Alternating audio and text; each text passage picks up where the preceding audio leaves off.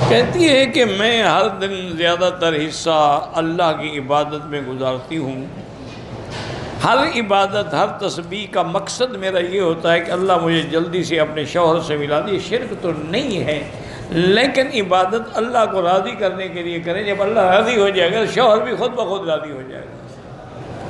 تم اللہ کو راضی کرو، بندے کو کب تک راضی؟ جب وہ مر جائے گا پھر کیا کرو گی؟ پھر تسبیح پڑھ کے اس کو قبر سے لے آؤ گی؟ انسان یعنی محنت کرے تو ایک بندے کے لیے اتنی تسبیح پڑھ رہی ہے، تم خدا کو راضی کرو اللہ کی بندگی.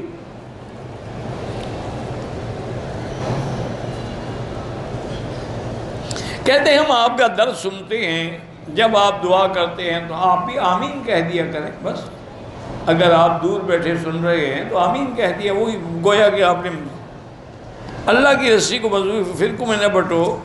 فرقوں سے مراد یہ ہے کہ یہودی، عیسائی، نصرانی، کافر فرقے نہ بنو. وہ فرقے ہیں، یہ جو شافعی، حنفی، مالکی یہ مذہب ہیں، یہ فرقے نہیں ہیں. خدا کے لیے عقل کرو. مذہب کا معنی راستہ ہوتا ہے، فرقے کا معنی جھگڑا ہوتا ہے. وہ ہیں ان الذین فرقوا دینہم کانوا شیعا.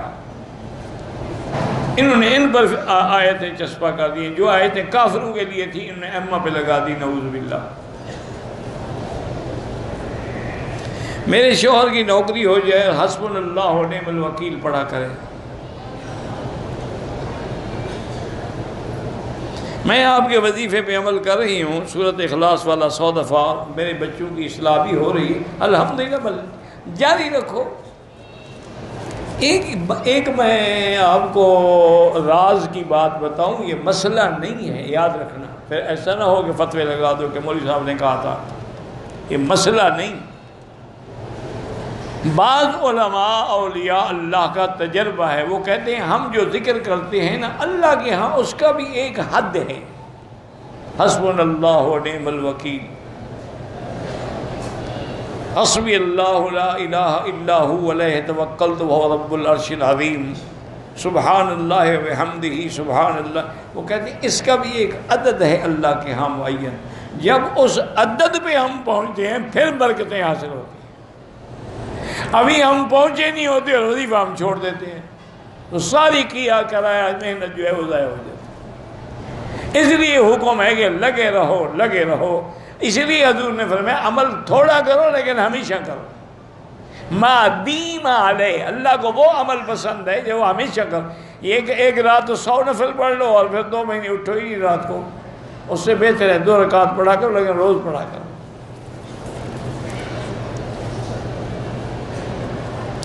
خطبے کے دوران کوئی سنت ادا نہیں کر سکتے. جب خطبہ ہو تو حکم ہے کہ لا صلاۃ ولا کلام. اب نہ نماز ہے نہ گفتگو ہے.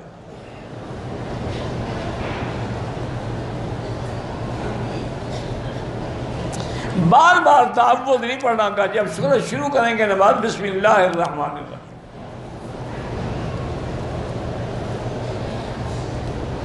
ایزی پیسہ اکاؤنٹ میں 100 روپے رکھنے سے روزانہ 50 منٹ فری ملتے ہیں. بھی ٹھیک ہے، جائز ہے. جتنا ان کو لوٹ سکتے ہو لوٹ لو. یہ کافروں کی پالیسیاں ہیں.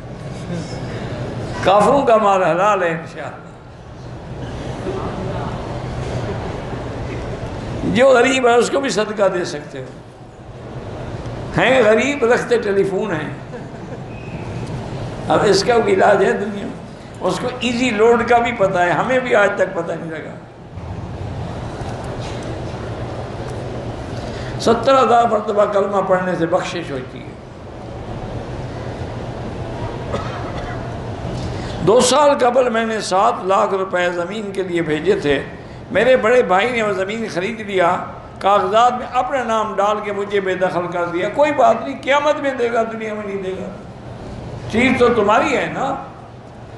اب اگر تمہارے پاس حق ہے، ثبوت ہے، ریکارڈ ہے بینک کا، تو آپ استقرار حق کر سکتی ہیں، ورنہ قیامت میں تو دے گا ہی دے گا. کس بات کی زکوٰۃ ہے؟ جو 7 لاکھ روپے ہیں آپ نے تو اس کو دے دیے، وہ تو کھا گیا. زکوٰۃ کس بات کی؟ عجیب آدمی ہو. اس نے تو زمین اپنے نام کرا لی، پیسے تمہارے کھا گیا. زکوٰۃ کس کی دو گے؟ ہمارے کچھ رشتے دار نماز بھی نہیں پڑھتے، جمعہ بھی نہیں پڑھتے، عیدین کی نماز میں گھر والوں کو کبھی کبھار رشتے داروں کا اس کے ساتھ کوئی بھی تعلق رکھ سکتے ہیں۔ تعلق تو کافروں کے ساتھ بھی جائز ہے، اور تعلق نہیں رکھو گے تو ان کو ہدایت کون کرے گا؟ تعلق رکھو، ان کو ہدایت کرو، ان کو علماء کے کیسٹ سناؤ، درس سناؤ، تقریریں سناؤ، اچھی کتابیں پڑھنے کے لیے دو۔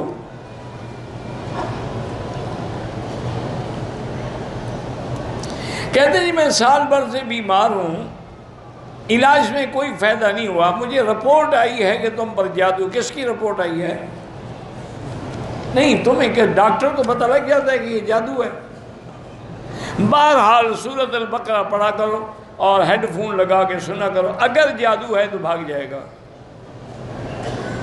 میٹھی چیز کھانا سنت، کھانے سے پہلے سنت ہے کہ پہلے 2-3 دانے کھجور کے کھاؤ، چونکہ معدے کے اندر پھر کھانے کی اشتہا پیدا ہوتی ہے۔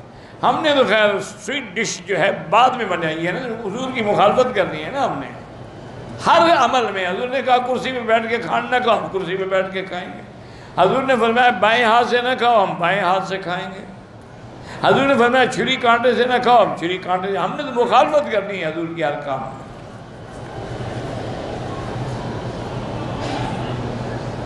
ہاں، کلونجی کا 7 دانے کا تو ذکر نہیں، یہ ذکر ہے کہ حبۃ السودا جو ہے اللہ نے اس میں شفا رکھی ہے۔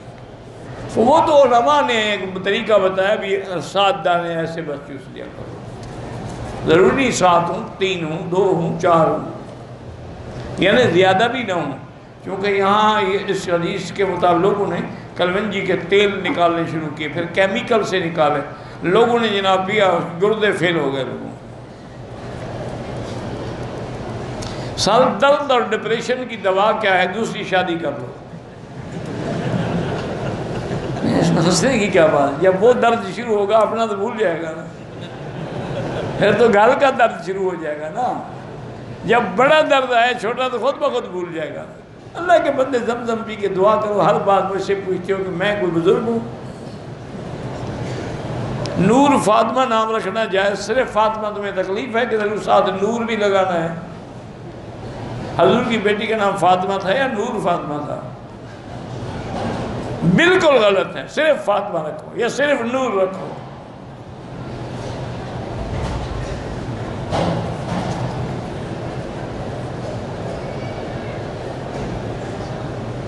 بہرحال یامان اللہ کا نام ہے، پڑھا کریں انشاءاللہ، اس کے برکات و ثمرات ہیں۔ باقی بزرگوں سے جا کے وظیفے شریفے پوچھا کرو۔ میں تو ایک فقیر طالب العلم آدمی ہوں، اور بد عمل بھی ہوں، اور علم کا بھی ناقص ہوں، اس لیے وظیفے کسی بزرگوں سے پوچھا کرو، مجھے نہ تنگ کیا کرو۔ اللہ کے نبی اپنے روضے میں زندہ ہیں، ہمارے نزدیک تو سارے انبیاء زندہ ہیں، تم نہیں مانتے نہ مانو، جھگڑے کی ضرورت ہی نہیں ہے۔ حضور کی حدیث ہے کہ جمعہ کے دن اور سوموار کے دن مجھ پہ درود زیادہ پڑھا کرو، چونکہ تمہارے درود مجھ پر پیش ہوتے ہیں، جب زندہ ہی نہیں تو پیش کیسے ہوتے ہیں؟ اور یہ بھی فرمایا کہ جو درود دور سے پڑھتے ہو مجھے پہنچایا جاتا ہے۔ کس کو پہنچایا جاتا ہے؟ وہ زندہ ہی نہیں ہے۔ اور جو روضے میں کھڑے ہو کے پڑھو گے میں سنتا ہوں۔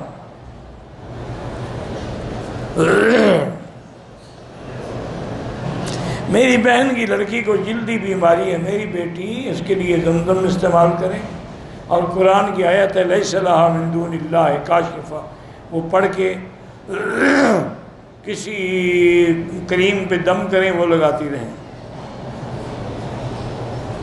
بیر شفا، بیر زحا، مجھے نہیں پتا آپ کیا پوچھنا چاہتے ہیں۔ محمد سالم نے بمبئی سے آپ کو سلام کہا ہے، بڑی مہربانی، اللہ خوش رکھے۔ مقام ابراہیم کو نہیں چوم سکتے، ماں سوائے حجر اسود کے اور کسی جگہ کو چومنا نہیں ہے۔ حجر اسود کو بھی ہم اس لیے چومتے ہیں کہ حضور نے چوما۔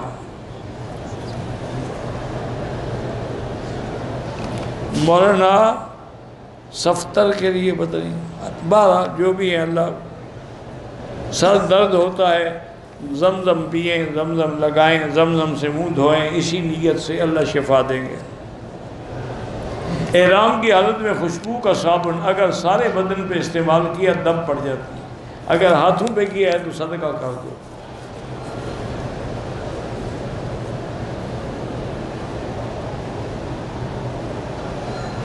میں نے طواف کیا، عصر کی اذان ہو گئی، نماز پڑھی، صفا کی، بال کٹوائے، واجب طواف نماز کے بعد پڑھیں۔ بالکل ٹھیک، اچھا کیا آپ نے۔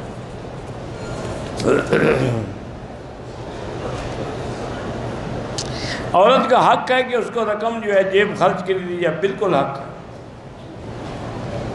اللہ پاک نے عورتوں کا آپ پر حق رکھا ہے، وَلَهُنَّ مِثْلُ الَّذِي عَلَيْهِنَّ بِالْمَعْرُوفِ۔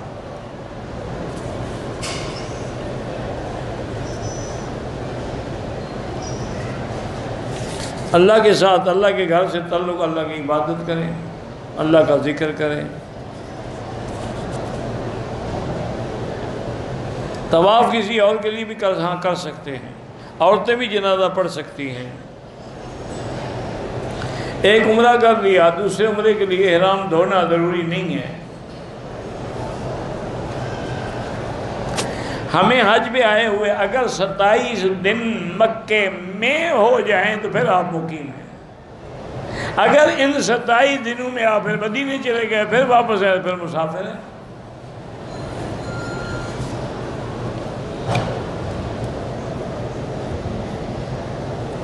احرام ہوٹل سے باندھ کے عائشہ مسجد جا کر نیت اور نفل پڑھ سکتے ہیں، بالکل وہاں ضروری نہیں احرام باندھیں، احرام کہیں سے باندھ لو، اصل تو مقام نیت کا ہے۔ دوران طواف ٹیلی فون سن سکتے ہیں، کوئی ضروری بات ہو، قصے کہانیاں نہ ہوں۔ دوران طواف بات کر سکتے ہیں، کوئی دینی بات ہو۔ طواف زیارت عصر کے بعد کریں تو اس کے واجب مغرب کے بعد پڑھیں، صفا مروہ دوڑ لیں، بعد میں پڑھ لیں۔ ہم نے عمرہ کر لیا ہے، مدینہ شریف جانا ہے، مدینہ سے واپسی پر میرے ایام حیض کی تاریخ ہے۔ بہرحال اب آپ وہاں سے حج کی نیت کر کے آ جائیں، عمرہ تو آپ پہلے کر چکی ہیں، تمتع خود بخود ہو جائے گا۔ اگر اتنا ٹائم ہے کہ پاک ہو جاؤ گی تو پھر عمرہ کر لو۔ ایک طواف ایک کے لیے۔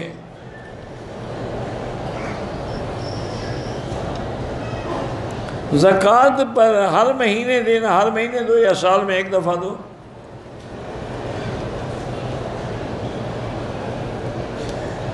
ہم نے مدرسے میں قربانی کے پیسے جمع کرائے ہیں، بات ٹھیک ہے، وہ ضرور کرتے ہیں، باقی ٹائم وغیرہ ان سے خود سیٹ کرو۔